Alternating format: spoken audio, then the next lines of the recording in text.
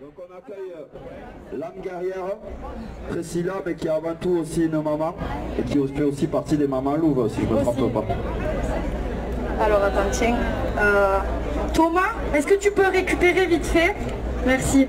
Comme ça tu peux filmer à la place. Bon, bonjour à tous. Bon. Allô? Ah, ça marche. Donc voilà, je suis l'âme guerrière, influenceuse de la résistance pour le reporter indépendant. Je fais partie de... Allô?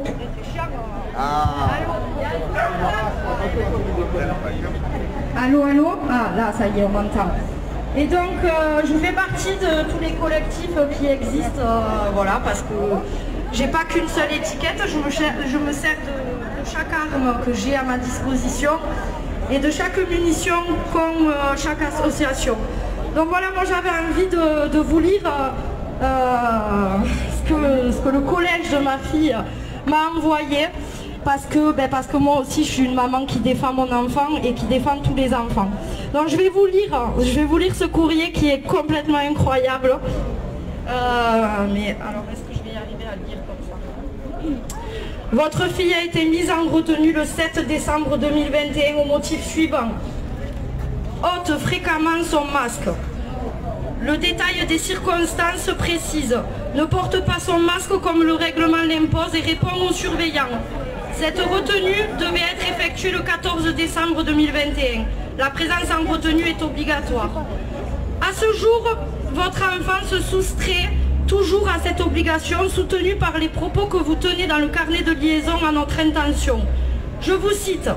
Maëlia ne fera pas l'heure de colle, ma fille a besoin de respirer. Merci de ne pas abuser de votre pouvoir. Ou encore, elle ne fera pas de retenue pour un masque. Je ne reviendrai pas sur cette décision, que ce soit clair. La loi de la nature, c'est de respirer. Le collège s'inscrit dans la République et à ce titre, les lois et règlements s'y appliquent de la même manière. Le port du masque est obligatoire et nous ne dérogerons pas à cette règle qui s'impose à tous, à commencer par le chef d'établissement. À plusieurs reprises, votre enfant ôte son masque et par ailleurs répond aux surveillants qui sont en droit de lui faire la remarque. Il ne s'agit pas d'abuser d'un pouvoir, mais bien de veiller au respect des règles. Cela relève de leur autorité. Par son attitude que manifestement vous soutenez, votre fille présente un danger pour la communauté scolaire, dès lors qu'elle s'obstine à refuser le port du masque. Par ailleurs, répondre aux surveillants relève de l'outrage au titre de l'article 433.5 du Code pénal et vers lequel je vous renvoie. Cette retenue sera effectuée le 24 janvier de 7h30 à 8h30. À défaut, je considérerai que Maëlia représente un danger pour la communauté et lui refuserai l'accès à l'établissement en vertu de l'article L444.1 du Code de l'éducation. Donc voilà, je suis désolée, je tremble, mais je tremble et tout parce que ça me fait mal au cœur. Voilà, ça c'est ma fille, moi je suis là, je suis derrière elle, mais combien d'enfants il y a comme ça? On a complètement oublié en fait la santé mentale de nos enfants.